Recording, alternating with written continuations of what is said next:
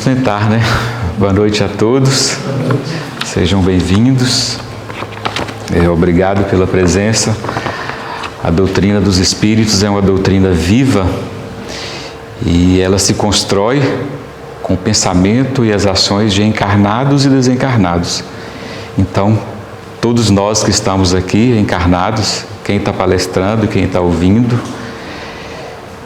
durante a palestra, nós estamos sendo analisados, os espíritos conosco trabalham, nos analisam, colhem os melhores elementos que todos nós temos e com esses elementos, eles são utilizados no trabalho do passe e em outras frentes que os espíritos também trabalham, em asilos, hospitais, debaixo das marquises, onde pessoas estão necessitando, abrigo para crianças, onde quer que seja necessário, os bons elementos que são recolhidos de nós aqui são utilizados. E hoje eu me propus a trazer essa fala para vocês, uma reflexão sobre a parábola do joio e do trigo, que é uma das parábolas talvez mais comentadas no nosso dia a dia.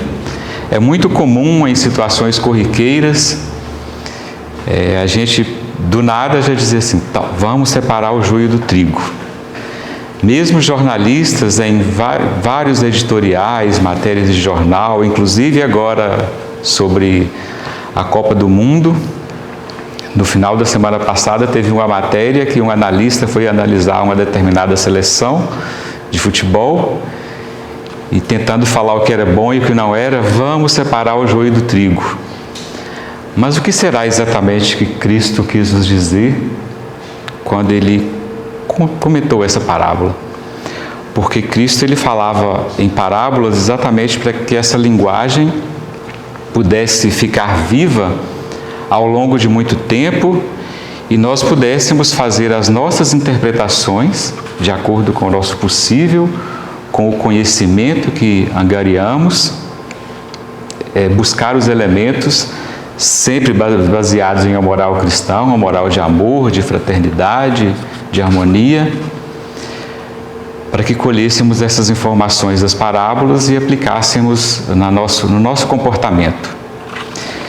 Mas essa do joio e do trigo em especial, tão utilizada, o que será que Cristo quis nos dizer? Será que nós estamos utilizando essa parábola corretamente? E para tentar fazer isso, antes de voltar especificamente para o que os Espíritos dizem sobre a parábola e sobre como ela aparece na Bíblia, no Novo Testamento, eu peguei algumas informações sobre o que é joio, porque afinal de contas estamos falando de joio do trigo. O trigo normalmente conhecemos mais, é um produto agrícola e inclusive foi muito comentado ultimamente com esse conflito que está acontecendo, infelizmente, na Europa, entre a Rússia e a Ucrânia. São dois países, principalmente a Ucrânia, grande exportadora de trigo, e como é uma commodity cotada no mercado internacional, o preço varia muito de acordo com determinadas circunstâncias de oferta e de demanda, e com a guerra a oferta ficou mais fraca, menos trigo ofertado no mercado, e ele acabou ficando mais caro. E a gente sabe que é utilizado para a fabricação de trigo, de vários alimentos que consumimos. Mas e o joio? O que será esse joio? O dicionário Ruais, ele nos traz essa informação de que o joio é uma planta anual é no sentido de que ela frutifica uma vez por ano, da família das gramíneas, cespitosa e com folhas lineares, nativa da Europa e da Ásia, e que ela é daninha às plantações, especialmente as de trigo. O próprio dicionário já traz essa informação. O joio é uma planta que é daninha ou nociva a plantações, muito especial as de trigo, devido aos frutos infestados por fungos, e que foi, em algum tempo, utilizada, conservada para a fabricação de cerveja.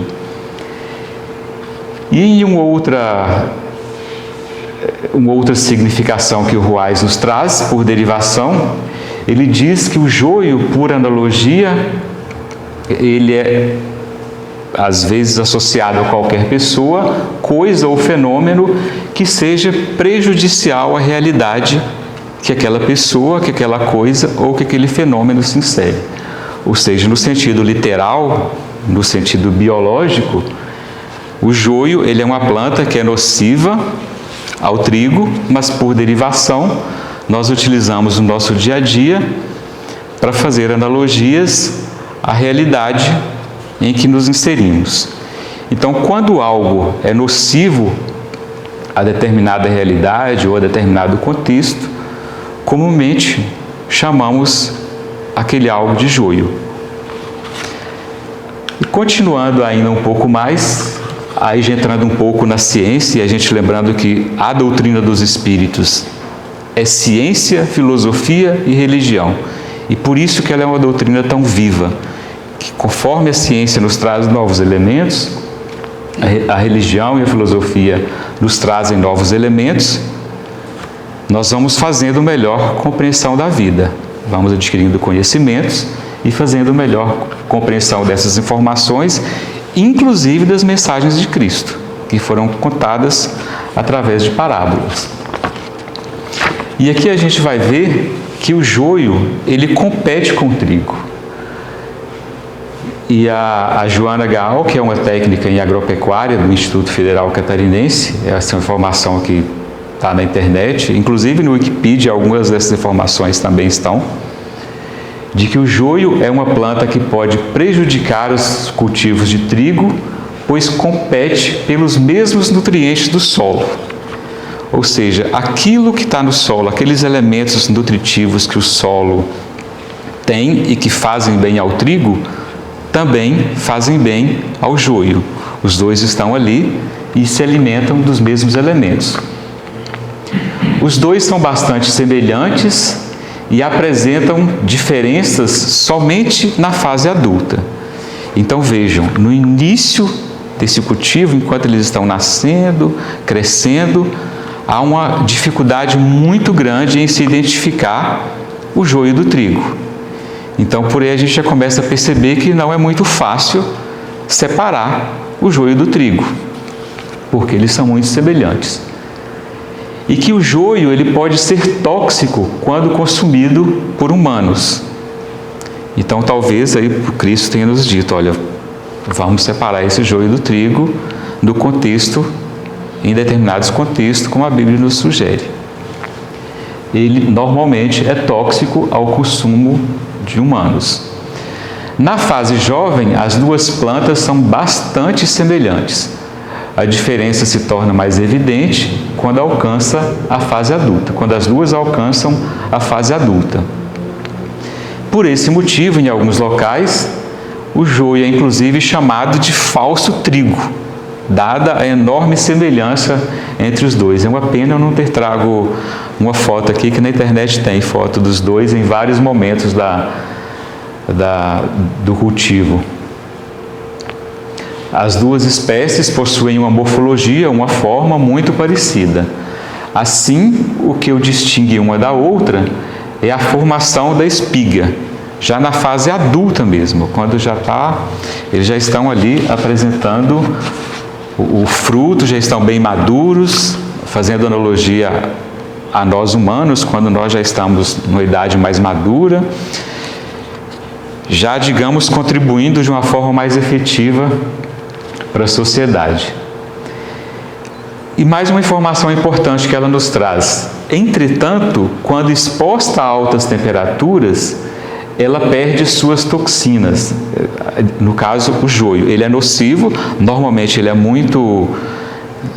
Durante quase toda a vida dele ele é nocivo, mas quando ele é exposto a grandes temperaturas, ele perde suas toxinas. A parte que é ruim, digamos assim, ou pelo menos a maior parte, ela se perde. Essa é uma informação que é muito importante também para a gente compreender a mensagem de Cristo.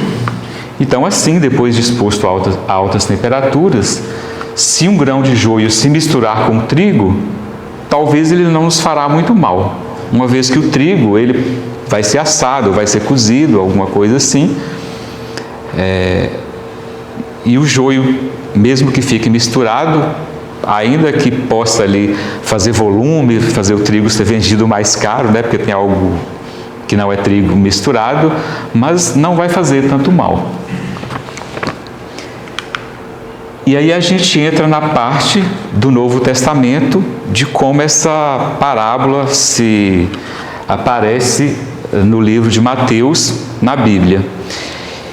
E uma questão muito interessante é que várias mensagens de Cristo, elas aparecem em mais de um livro da Bíblia. Algumas aparecem até em 3 ou 4, Marcos, João, Lucas, Mateus, outras em 2, mas essa aparece só no livro de Mateus. E nas obras básicas do Espiritismo, principalmente no Evangelho, que é uma das obras, que é a obra básica que basicamente traz as mensagens cristãs, essa parábola não é muito explorada, embora ela seja citada no Evangelho segundo o Espiritismo, ela não é muito explicada. Em 2 momentos aparecem citações do joio e do trigo, da parábola em si, mas sem entrar em detalhes. Mas depois a gente vai ver que, sabiamente, como a doutrina é uma doutrina viva, tem uma mensagem do Emmanuel com Chico Xavier, riquíssima, que nos ajuda a entender essa mensagem da Bíblia. Mas a Bíblia em si já se trazia informações importantes, que complementadas com o entendimento que hoje nós temos do que é joio, nos ajuda a entender melhor.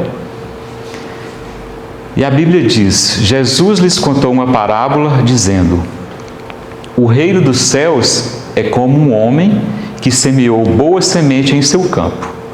Mas enquanto todos dormiam, veio o seu inimigo e semeou o joio no meio do trigo e se foi. Vejam que a gente já começa a pegar algumas questões para a gente pensar. Enquanto todos dormiam, o joio foi semeado. Ou seja, enquanto nós não estávamos ali em vigília, e por isso a importância do orai e vigiai, e o vigiai ser tão importante, enquanto nós não estamos vigilantes em nossas vidas, o joio pode ser semeado. Quando o trigo brotou e formou espigas, o joio também apareceu. E por que só nesse momento o joio se apareceu, como está citado aqui na Bíblia? Como nós vimos na parte anterior, era praticamente impossível, ou é praticamente impossível, perceber a diferença do joio e do trigo até que se formem as espigas. Porque somente na fase adulta que essa diferença é percebida. Então, quando o trigo começou a brotar e formar espigas, aí sim percebeu: opa, tem algo aqui nesse meio que não é trigo, tem um joio aqui. Então, os servos do dono do campo dirigiram-se para esse proprietário e disseram: o Senhor não semeou boa semente em seu campo. Então, o Senhor não semeou boa semente em seu campo? Então, de onde veio o joio? Os servos disseram para o proprietário da terra: olha, a gente acha que a semente que foi semeada era boa. Então, de onde que veio esse joio? E ele respondeu: um inimigo fez isso. E os servos perguntaram: o Senhor quer que vamos tirá-lo? E esse servo aqui é o Cristo contando a parábola, Jesus Cristo. E ele respondeu: não, porque ao tirar o joio, vocês também poderão arrancar o trigo com ele. Como os dois ali estavam plantados juntos e muito próximos, ainda que essa espiga já tivesse aparente, se fosse arrancar naquele momento, antes de estar totalmente num contexto, em um momento adequado, eles ainda poderiam confundir o joio com o trigo. E foi-lhes pedido que não era ainda o momento adequado, porque poderia tirar o trigo junto. Deixe que cresçam juntos até a colheita, até o momento de colher. E então direis aos encarregados da colheita: juntem primeiro o joio, amarrem-no em feixes para ser queimado. Olha mais uma analogia do queimado. Por que esse joio tem que ser queimado? Segundo essa pesquisadora, porque quando queimado, ele perde o que é nocivo. A parte ruim. E talvez muita gente olha, muita gente até pouco tempo atrás fazia uma analogia, olha, isso aqui é ruim em determinadas religiões que costumam falar de questões negativas, né? E de citar muito, inclusive, o fogo do inferno, associa isso a fogo do inferno. Não, isso aqui é para queimar, porque quando queimado, submetido a altas temperaturas, o que é ruim vai se perder. Depois, juntem o trigo e guardem esse trigo no meu celeiro, para utilizar o trigo da melhor forma que for possível. E outra informação que a gente pode tirar dessa parábola de Cristo em relação ao joio do trigo é que, olha, semelhança física talvez não quer dizer muita coisa. Às vezes nós nos achamos que, olha, somos muito semelhantes, somos de determinada etnia, temos determinado comportamento, nós somos melhores, nós somos trigo. Aqueles que não têm o comportamento que nós achamos que é o correto, eles são joio. Na sociedade, muitas vezes, nos comportamos assim.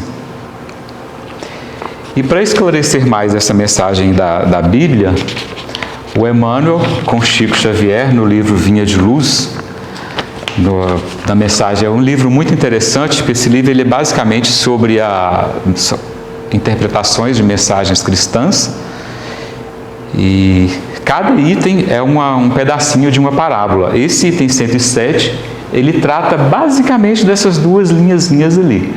Deixai crescer ambos junto até a ceifa, e por ocasião da ceifa, direi aos ceifeiros, colhei primeiro o joio e atai em molhos para queimar.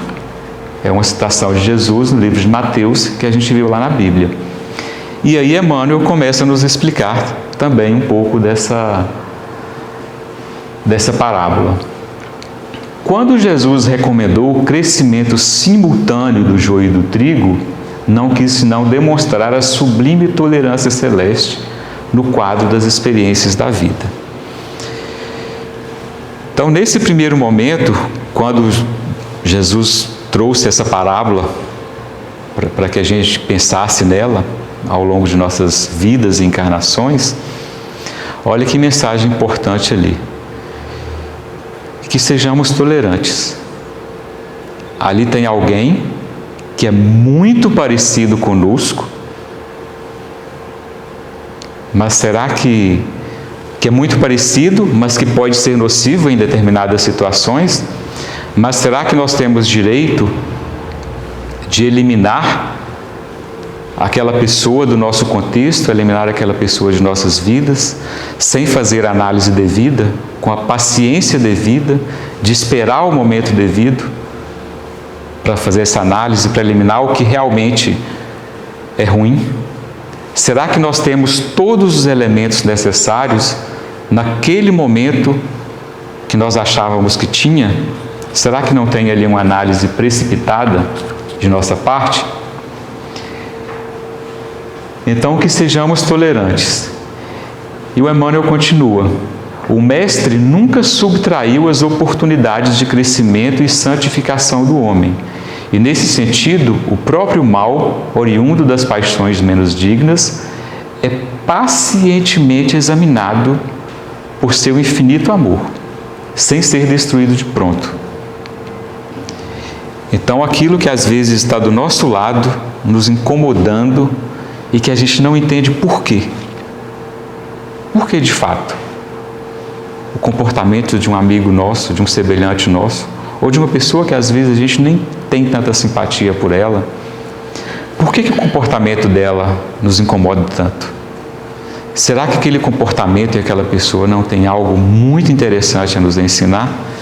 E a gente precisa daquele convívio com ela por um longo tempo, talvez até por mais de uma encarnação, para conseguir entender o que de fato aquele irmão tem nos ensinar. E por isso, Emmanuel nos diz que examinemos pacientemente essas situações. Para aquilo que a gente acha que talvez possa ser joio, talvez não seja tão joio assim. E que ainda que seja joio, que pode ser muito interessante para o nosso aprendizado.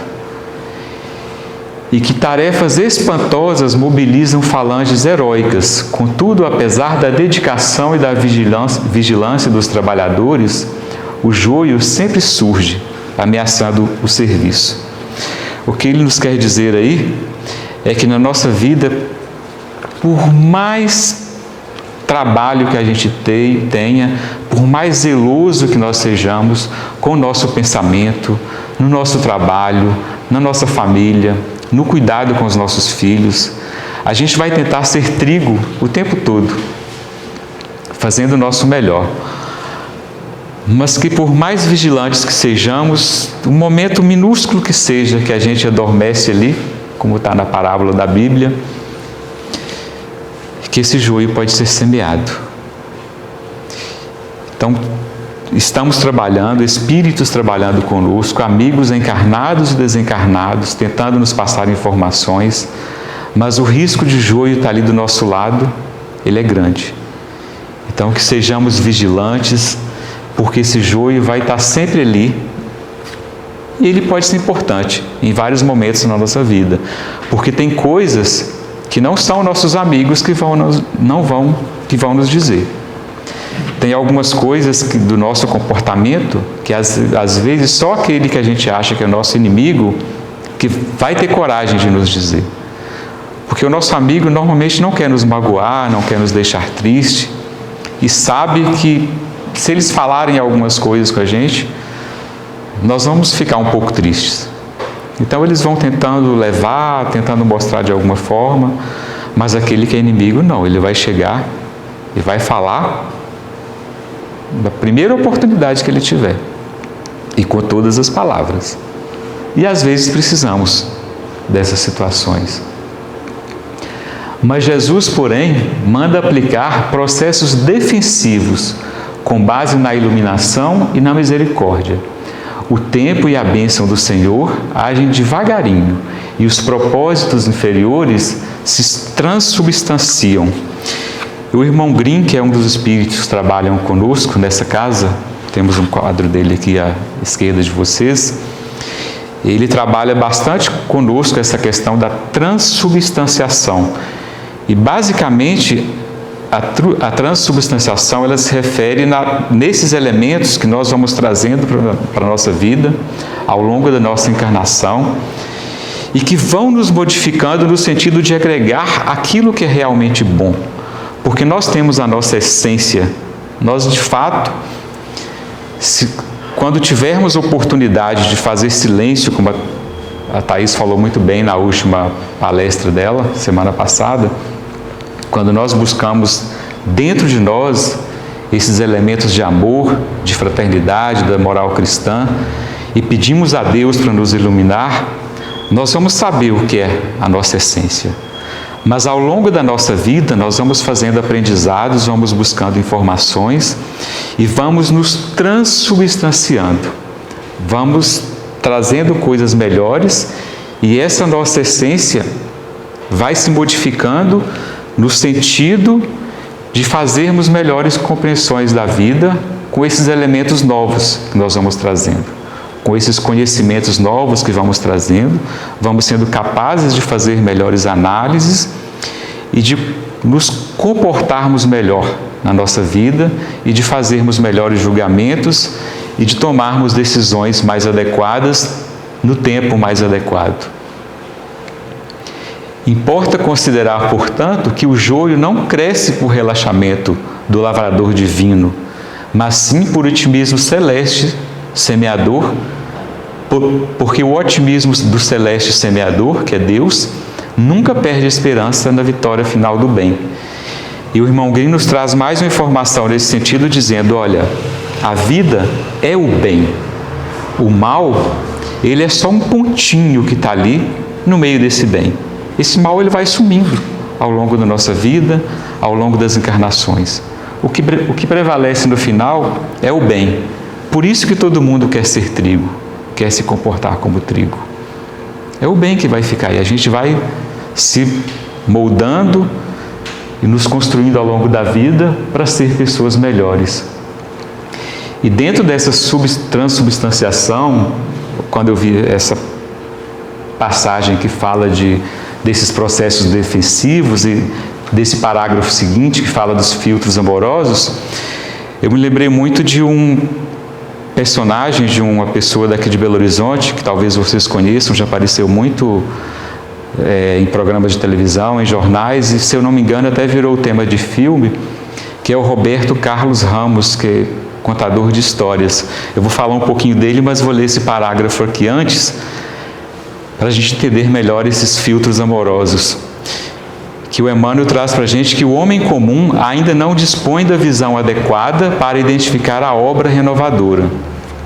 Muitas plantas espinhosas ou estéreis, não modificadas em sua natureza essencial, são modificadas em sua natureza essencial com essa transubstanciação pelos filtros amorosos do administrador da seara, que é Deus, que usa afeições novas, situações diferentes, estímulos inesperados ou responsabilidades ternas que falem ao coração.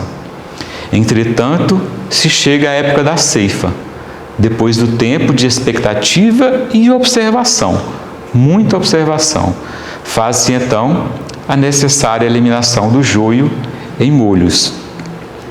O Roberto Carlos Ramos, ele nasceu em uma favela aqui de Belo Horizonte, teve 8 ou 9 irmãos, se eu não me engano, e ele ainda criança, a mãe dele tentando dar melhor oportunidades de vida para ele, levou ele para a FEBEM na época. Eu nem sei se existe FEBEM mais, mas na época existia. E da FEBEM ele foi levado para uma outra instituição que exigia comportamentos que tinham regras mais rigorosas de horário, de tarefas, e ele começou a ficar incomodado com aquilo, ele e outros pré-adolescentes.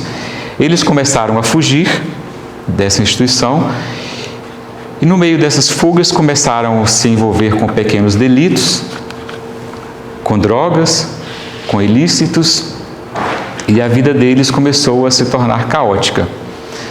Mas no meio desse caos, Deus começou a trazer essas situações diferentes, esses estímulos inesperados, responsabilidades ternas que falaram ao coração. E ele entrou na vida dele uma pedagoga francesa que o adotou e levou para a casa dela. E ele, nesse momento, ele começou um momento de transubstanciação. Ele começou a trazer elementos novos. Ela começou a educá-lo com muito amor, trazendo muita informação para a vida dele. Mas ele ainda não se sentia confortável. E ainda assim ele continuava aprontando. E ele conta que um dia ele estava na casa dela, ela não estava, e ele começou a pegar, se eu não me engano, um perfume, um outro objeto de valor, que ele pretendia pegar para vender mesmo, para fazer alguma coisa. Mas aí ela chegou de repente em um horário inesperado, e ele se assustou com aquilo e deixou cair, e quebrou. Aquele objeto quebrou. E nesse momento ele ficou transtornado. E ele falou assim: agora ela vai me expulsar de vez daqui. Eu vou ter que voltar para aquele outro lugar que também não gostava. Mas aí nesse momento, em vez de ela expulsá-lo de casa, ela deu um abraço nele. E aí ele falou que esse momento foi crucial assim na vida dele, que foi um momento talvez de maior iluminação na vida dele. E a partir daquele momento ele começou a levar a vida de uma forma mais séria, entender melhor como a vida funciona, como as regras funcionam, e ele se dispôs a se modificar realmente. E felizmente ele começou a modificar por esse amor que ele estava recebendo. Mas muitos de nós, às vezes, precisamos de muita dor para modificar. E talvez ficamos ali comportando como joio até essa colheita, até o momento final, esperando o último momento de redenção. E o Emmanuel continua que a colheita ela não é igual para todas as sementes da terra. Cada espécie tem o seu dia, tem a sua estação. E cada um de nós somos educados, assim como várias espécies vegetais, algumas ali, como a alface que a gente planta, talvez em menos de um mês já esteja, dependendo do cuidado que ela recebe, ela já está ali frutificando. Outras espécies demoram anos, décadas para frutificarem. Algumas outras talvez não vejamos em uma encarnação. E da mesma forma somos nós fomos educados por pessoas diferentes, pais diferentes, nascemos em situações, em contextos diferentes, tivemos estímulos diferentes durante a vida, então cada um de nós temos colheitas diferentes. E eis porque, aparecendo o tempo justo, e aí é o tempo justo de cada um de nós temos na nossa consciência esse tempo, aparecendo o tempo justo de cada homem e de cada coletividade, exige-se a extinção do joio, quando os processos transformadores de Jesus foram recebidos em vão.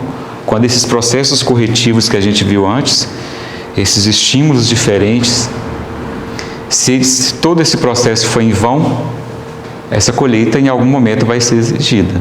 Se não for nessa encarnação, vai ser em outra, mas em algum momento ela vai vir. Nesse instante, veremos a individualidade ou o povo a se agitarem através de aflições e hecatombes diversas, em gritos de alarme e socorro, como se estivessem nas sombras de naufrágio inexorável. No entanto, verifica-se apenas a destruição das nossas aquisições ruinosas ou inúteis.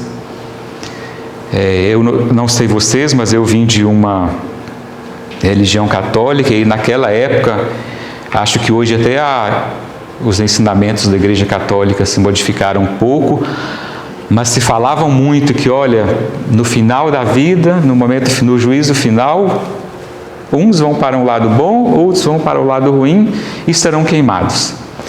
Mas Deus jamais faria isso com seus filhos. Deus é misericordioso e bom e nunca abre mão de seus filhos. E por isso que o Emmanuel reforça que ainda nesse momento, se todas as oportunidades nos tivessem sido dadas e nós não aproveitarmos, ainda no momento que tivermos que provar quem somos, que o que vai ser destruído são as nossas aquisições ruinosas e inúteis. Aquilo que não nos agrega, aquilo que não condiz com as mensagens cristãs. Então, o Espírito ele continua vivo, é imortal. Nós somos Espírito. Neste momento temos corpo, mas somos essencialmente Espírito. E quando formos desencarnar, ou em outros momentos de nossa vida, que for nos exigido prestar contas, o que vai ser destruído é o que adquirimos e que é ruim. Não existe essa coisa de o espírito de que a vida acabou. A vida é eterna. E o apóstolo Paulo, que veio nos reforçar tanto essa mensagem, ele trouxe, que também uma mensagem que está nesse livro, Vinha de Luz, outra parte importante que o Emmanuel nos esclarece, que ele tem uma mensagem de Paulo na carta aos Romanos, que ele diz: sigamos, pois, as coisas que contribuem para a paz e para a edificação de uns para com outros. Amai-vos uns aos outros, amemo-nos uns aos outros. Essa é a mensagem cristã. E em outra carta de Paulo, dessa vez aos Coríntios, ele nos diz: não estamos na obra do mundo para aniquilar o que é imperfeito, mas para completar o que se encontra inacabado. Aquilo que a gente acha que é imperfeito, não é exatamente imperfeito. Há algo por fazer ali, inclusive em nós. Quanto joio ainda há em nós? Quanto nós precisamos evoluir? Quanto nós precisamos melhorar para nos aproximarmos, quem sabe um dia, ou chegarmos aos pés do que Cristo quis nos ensinar. Mas muito interessante que quando eu comecei a pensar nessa mensagem do joio entre o trigo, e quando eu comecei a pesquisar sobre o que é joio, o que acontece com o joio, por que ele é nocivo, e quando essa mensagem do Emmanuel com Chico, ela nos diz que, olha, há o momento certo da colheita, há o momento certo para percebermos a diferença entre o que é bom e o que não é bom, tenhamos paciência nas nossas análises, façamos ponderações para não arrancarmos o que é bom junto com o que a gente tenta arrancar por achar que é ruim. Eu pensei muito nessa passagem aqui que Santo Agostinho nos traz no Evangelho sobre o Espiritismo, e por isso eu achei importante ela trazer nesse momento que eu comecei a pensar, poxa, mas será que a gente vai ter que sempre ficar esperando tanto tempo assim para fazer essas interpretações? E eu achei importante trazer para a gente pensar sobre a educação dos pais com as crianças. E o Santo Agostinho, no Evangelho segundo o Espiritismo, no capítulo 14, ele nos diz o seguinte, que desde pequenina a criança manifesta os instintos bons ou maus que traz da sua existência anterior. A estudá-los, ou seja, a examinar com paciência, com calma, com respeito, devem os pais aplicar-se aplicar-se no sentido de estudar, de entender o que está acontecendo com aquela criança. Todos os males se originam do egoísmo e do orgulho. Espreitem, pois, os pais os menores indícios reveladores do germen de tais vícios e cuidem de combatê-los sem esperar que lancem raízes profundas. Inicialmente, até aqui, parece um pouco o contrário do que a gente estava lendo, de tentar esperar a colheita. E aqui ele diz, nesse caso, sem esperar que lancem raízes profundas. Mas aí Santo Agostinho continua, façam como o bom jardineiro, que corta os rebentos defeituosos à medida em que os vê apontar na árvore. Aqui estamos falando de árvore, de algo que já está grande e que já está maduro, e a gente está falando de uma erva daninha que vai crescendo em uma árvore já madura. Aqui não existe uma confusão no sentido de haver uma dificuldade muito grande de fazer discernimento entre o que é joio e o que é trigo. Nesse caso, os pais, eles já têm conhecimento do comportamento do filho, e ele sabe, olha, esse meu filho foi desrespeitoso com o avô, com o irmãozinho dele, com o colega da escola, ou até com o próprio pai, e que nesses casos, os pais precisam aplicar o corretivo o quanto antes, e que é uma situação clara, é diferente do joio e do trigo, onde é muito difícil discernir. Quando os pais hão feito tudo o que devem pelo adiantamento moral de seus filhos, se não alcançam êxito, não têm do que se culpar e podem conservar tranquila a consciência. E essa consciência que Santo Agostinho nos fala tanto dela, que nós devemos, todo dia antes de dormir, colocar a cabeça no travesseiro e nos perguntar, o que eu fiz hoje que eu poderia ter feito melhor? Não é Deus que vai nos julgar. Deus, Ele nos deu consciência. Ele está imanente em nós. Claro que, de certa forma, Deus está ali nesse julgamento tentando nos trazer para o bem. Mas Ele nos deu consciência. Eu fiz o meu melhor? O que eu poderia ter feito melhor e que eu deixei de fazer? Se eu entender algo que eu não fiz tão bom e que eu fiquei devendo, digamos assim, que amanhã eu possa trabalhar e tentar corrigir ou tentar fazer diferente para que o resultado seja um pouco melhor. E eu achei importante trazer essa mensagem porque eu fiquei com essa dúvida que eu lembrei muito dela quando eu me propus a falar sobre o joio do trigo e que sabiamente Emmanuel e Jesus Cristo nos fala na Bíblia, Emmanuel com Chico nesse livro Vinha de Luz, para nesses momentos que a gente há muita dúvida, é muito difícil separar o joio do trigo.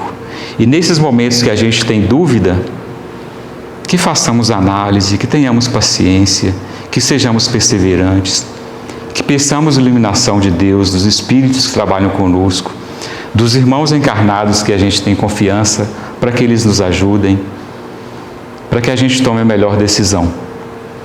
E que é bem diferente desse caso que se trata de uma árvore, que é a analogia que é feita em relação às crianças, onde os pais já têm discernimento do comportamento delas. Era essa a mensagem que eu gostaria de trazer para vocês, para a gente pensar bem no nosso comportamento em relação ao que é joio e ao que é trigo, porque a gente usa com muita frequência. Eu imagino que vocês já devem ter ouvido mais de uma vez na vida de vocês as pessoas falarem assim: vamos separar o joio do trigo. Que saibamos que não é fácil. O joio ele é muito parecido com o trigo. É só na idade madura que é possível perceber uma coisa da outra, e que os Espíritos querem nos dizer isso. Sejamos tolerantes, temos muito o que aprender com esse joio, ou o que a gente acha que é joio, porque podemos estar enganados. Tenhamos paciência, sejamos perseverantes, pedimos iluminação a Deus e a quem trabalha conosco, para que tomamos as melhores decisões na hora de separar uma coisa da outra, para que façamos essa separação de forma adequada e no momento adequado, para que ninguém seja prejudicado. Muito obrigado a todos pela presença. A gente vai para o trabalho de passe agora.